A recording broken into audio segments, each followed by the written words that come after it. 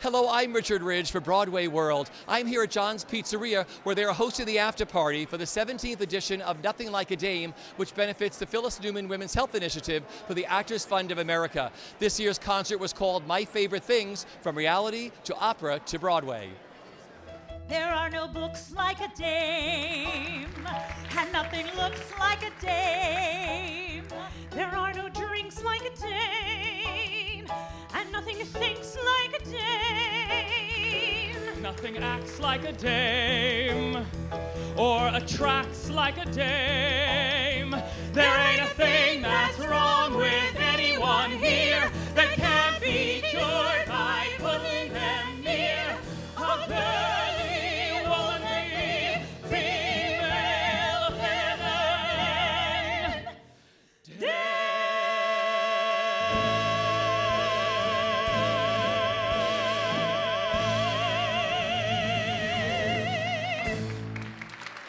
Congratulations, you did such a beautiful job tonight. Thank you. Tell me what tonight meant to you.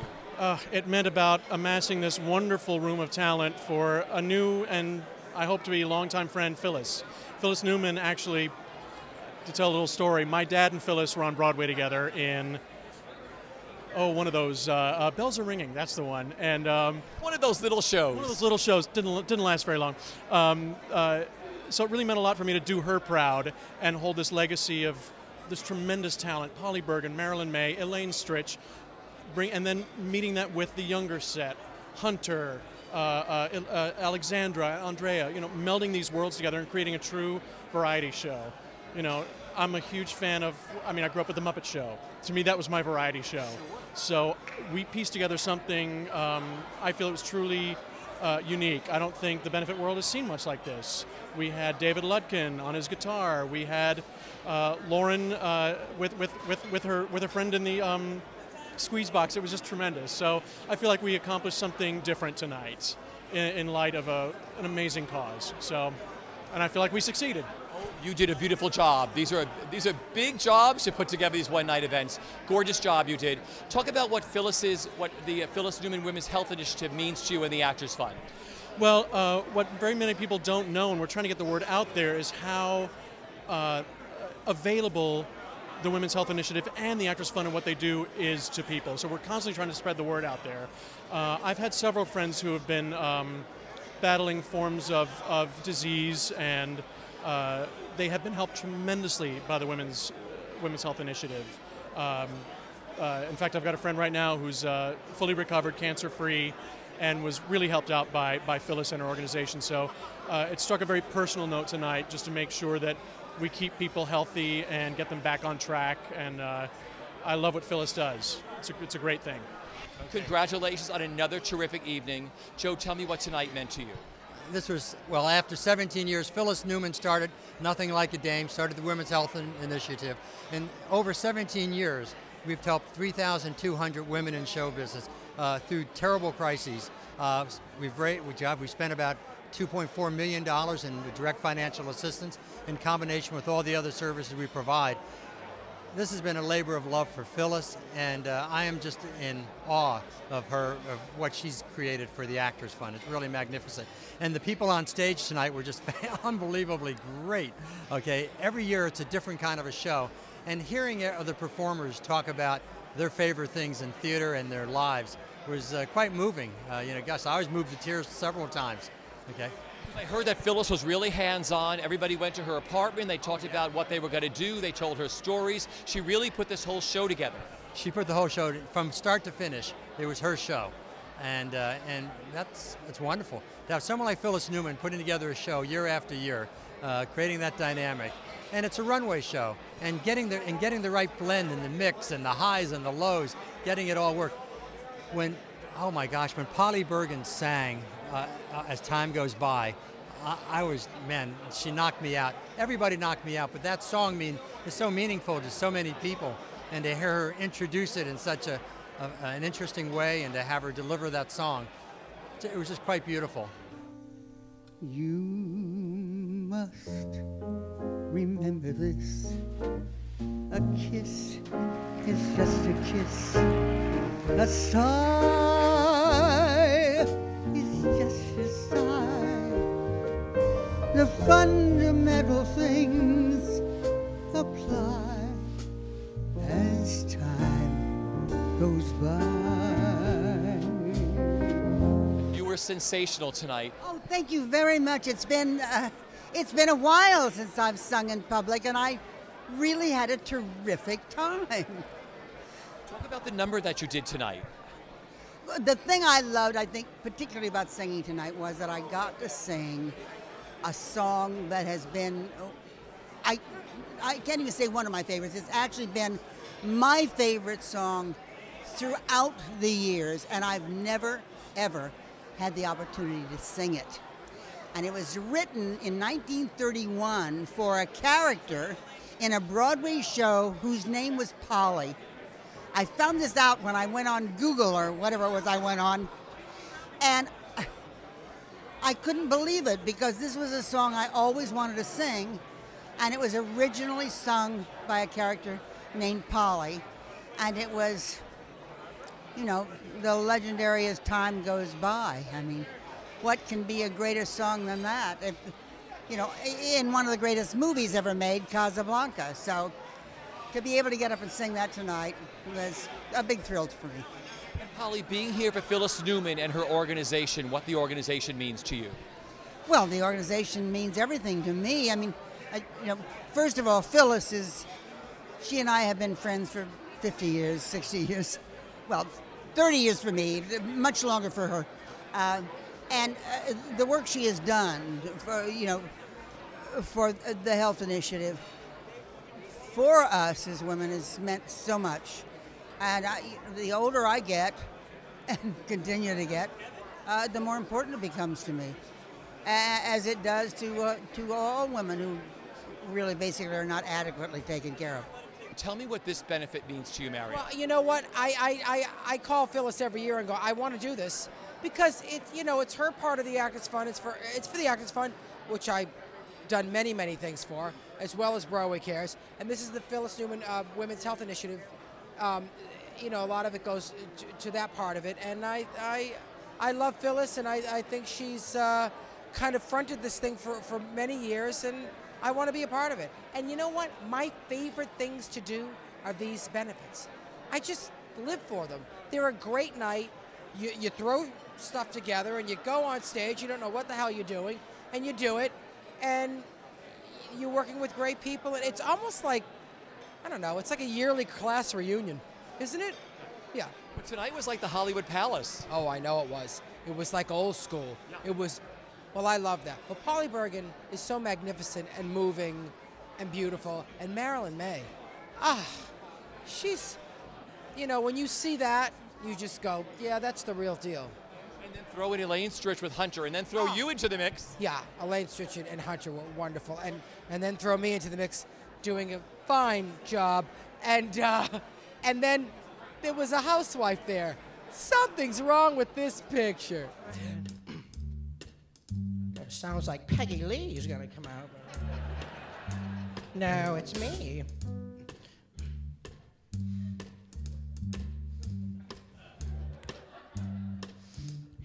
Everybody's got the right to be happy. Don't get mad. Life's not as bad as it seems.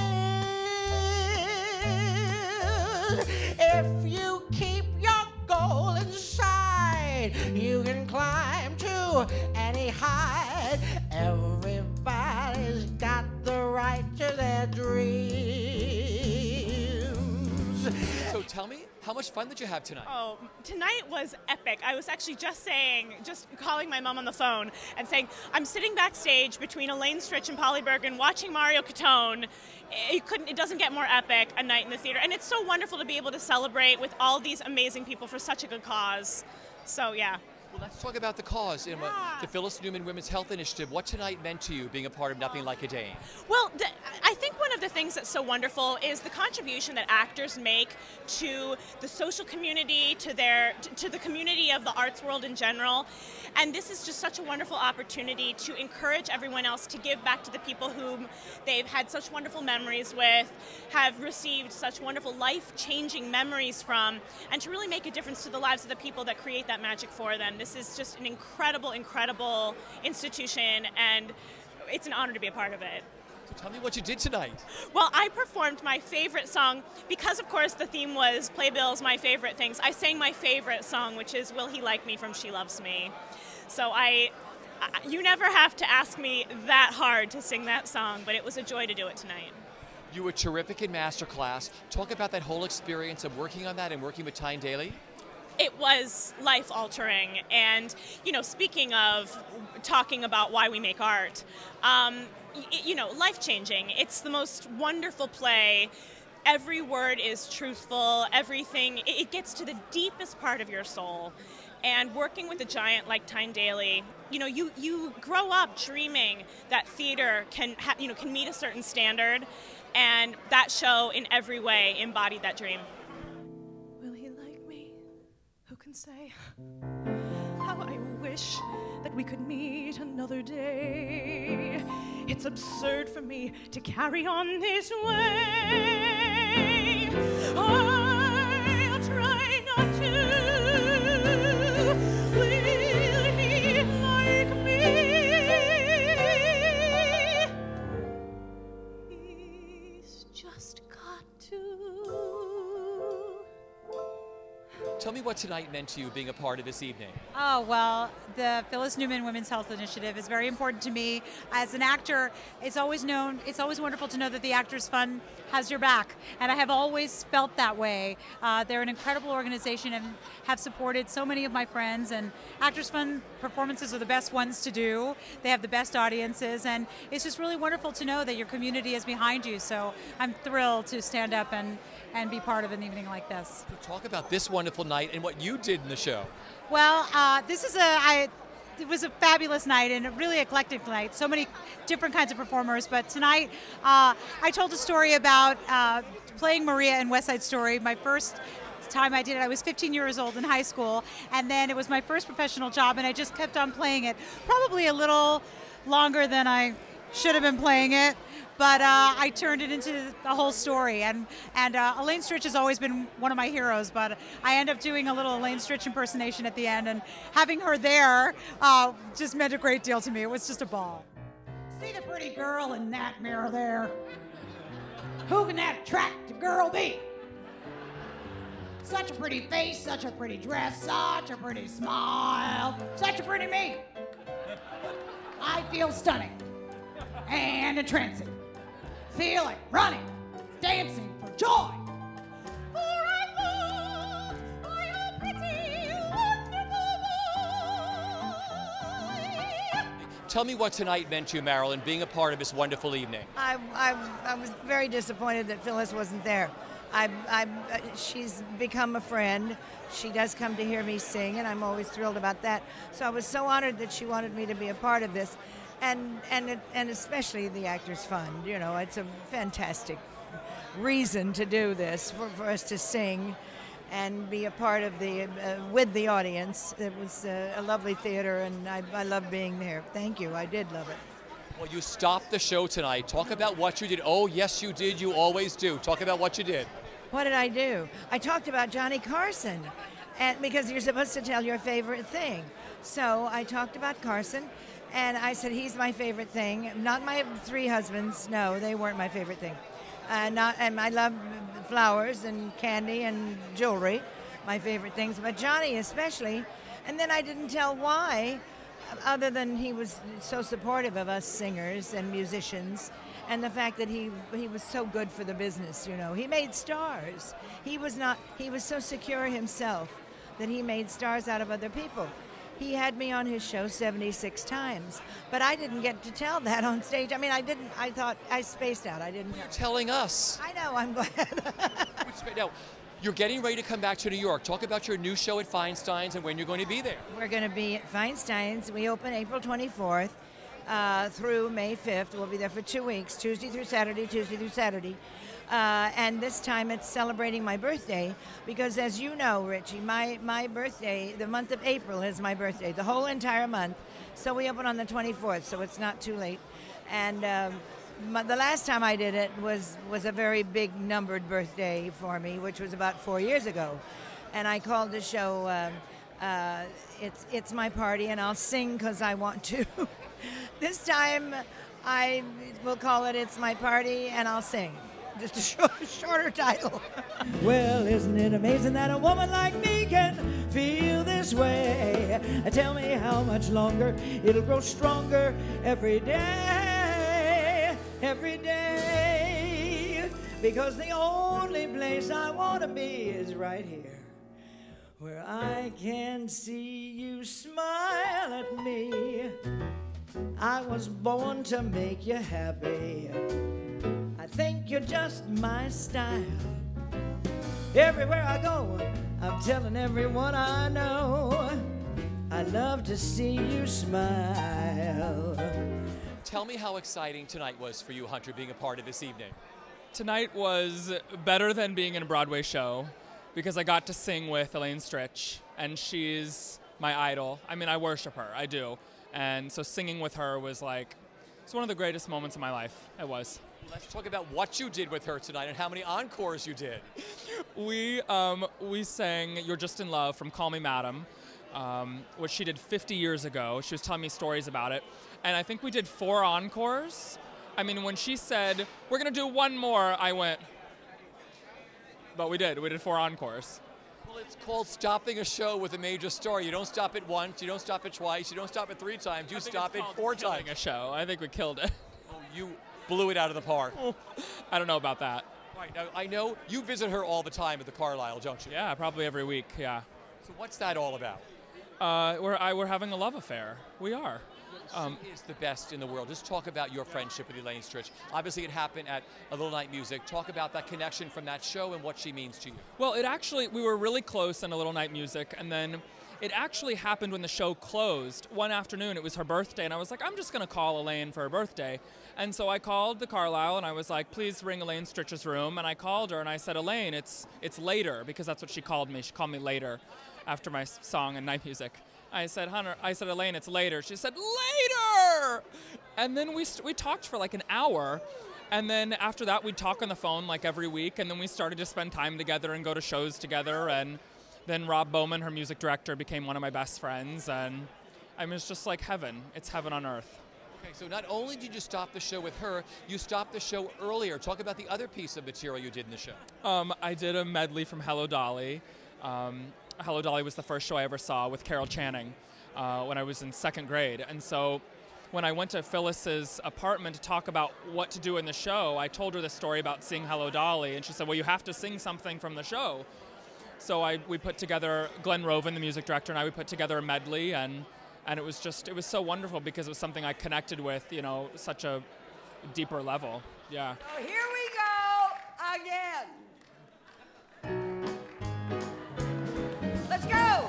You don't need singing and there's no one there. So surprising that you feel blossoms and your heart goes pitter patter. I know just what's the matter because I've been there once or twice. Put your head on my shoulder, sleep at night. One who's older, rubbed out. What's more, I've lost my appetite. Stars that used to twinkle in my eyes are twinkling in